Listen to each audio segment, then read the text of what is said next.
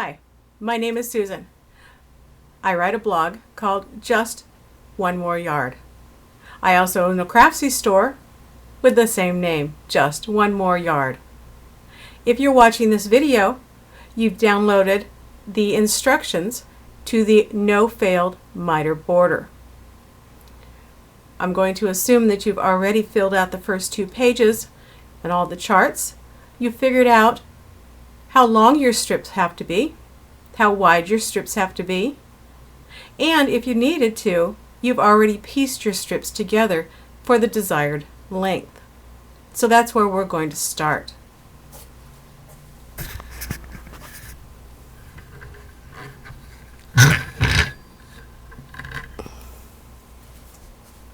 What you see here are 2 strip sets.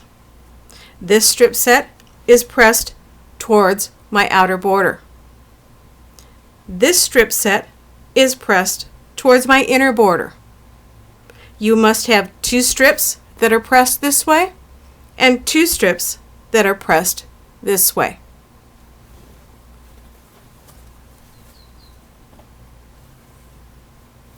On each of the strips, we're going to go ahead and find the center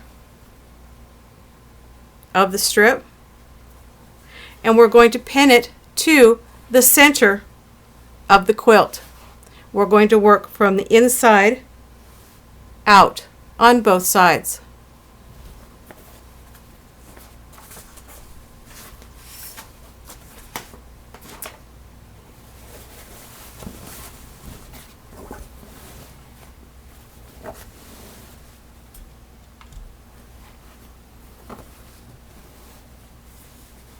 When your strips are pinned to the quilt top, you will notice that there is quite a bit of extra fabric on both the top and the side.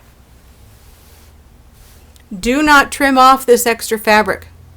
This extra fabric is what is going to help you make your miter. You need to have at least 2 inches extending past each side. If you have 1 inch, that's okay. 2 inches is even better. So here we go. You're going to need for this some straight pins, and you're going to need a marker. You're also going to need a ruler with your 45-degree angle marked on it. So let's get started.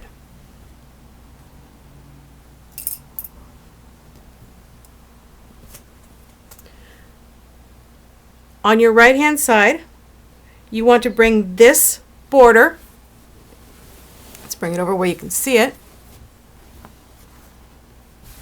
You want to bring the border that's on the side up to meet the border that's on the top. So pick up your quilt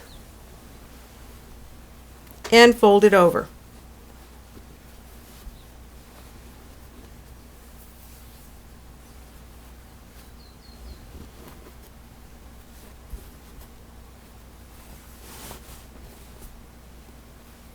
You need to find the point of which your stitching came together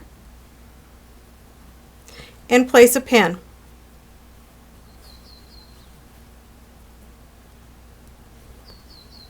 Go ahead and stick it into your board. This is going to help anchor so you can move other things around.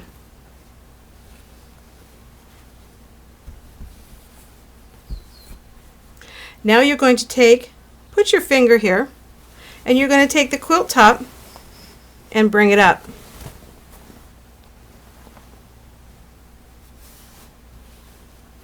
Okay, reposition that pin if you need to. So it's right here. Make sure this is flat. And I said use your imagination. Well, here's that 45-degree angle right here. Okay, make everything nice and straight. And now, holding your finger here again, you're going to take the quilt top and fold it back down.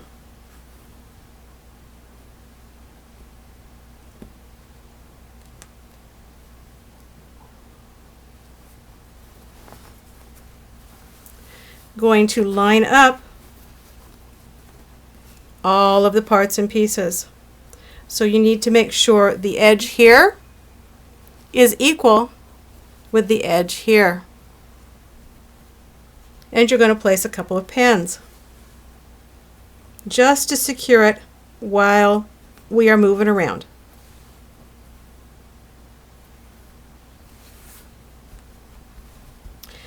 Now you can see the little bump that's right here. That's where the quilt is folded back. Okay, make sure that quilt is folded back nice and flat. And again, place a few more pins.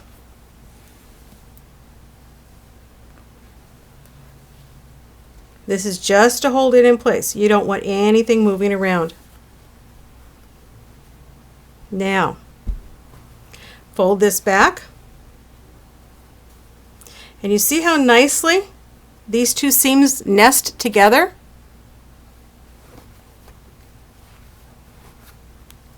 While you're still feeling them nested together, place a couple of pins just to make sure that those seams stay nested. Feel it with your fingers. Make sure they are completely nested. Now, take your ruler with a 45-degree angle and place that line at the seam line, making sure that everything is lined up perfect.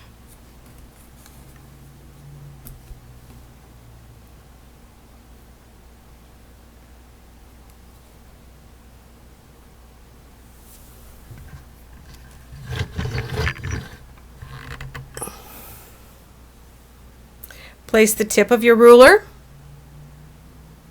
where those stitchings stop. Don't place it over here. Don't place it over here. Don't place it down here. Place it right on those stitchings. Make sure you're at approximately 1/4 of an inch over here and draw a line.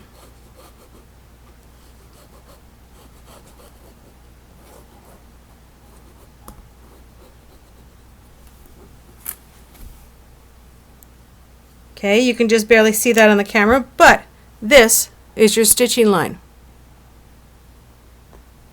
Give me a moment, let me go stitch this, and I'll be right back. All right, the stitching has been completed, so we need to remove the pins.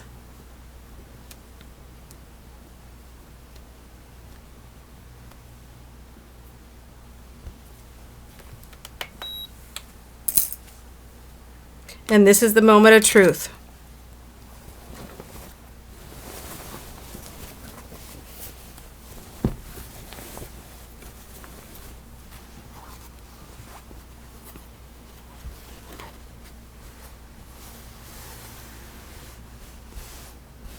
There's your perfect miter. We're going to go ahead and press this.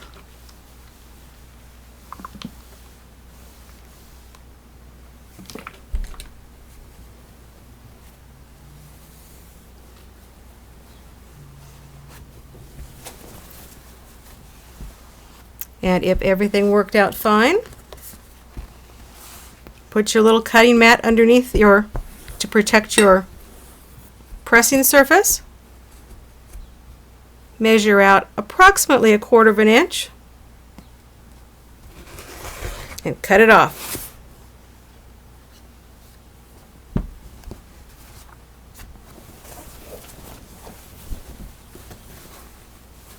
Turn it over.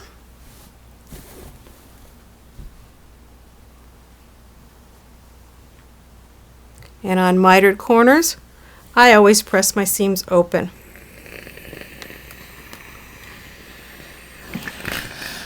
When it comes to this little corner here, go ahead and make that as flat as possible.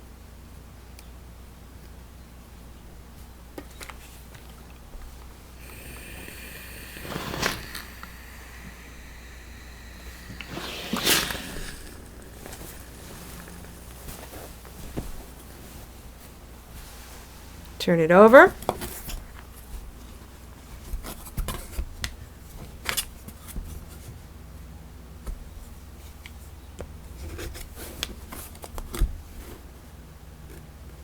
Remove the remaining dog ears.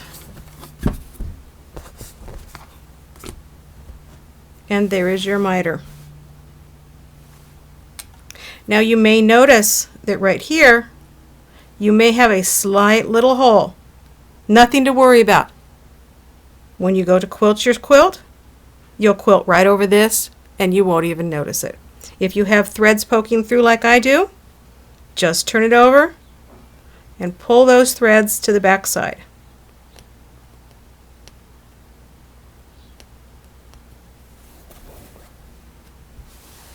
There you go. Perfect miter every time. Thanks for watching this video. I had a wonderful time putting the instructions together, and I hope you get as addicted to mitered borders as I have. Thanks for watching.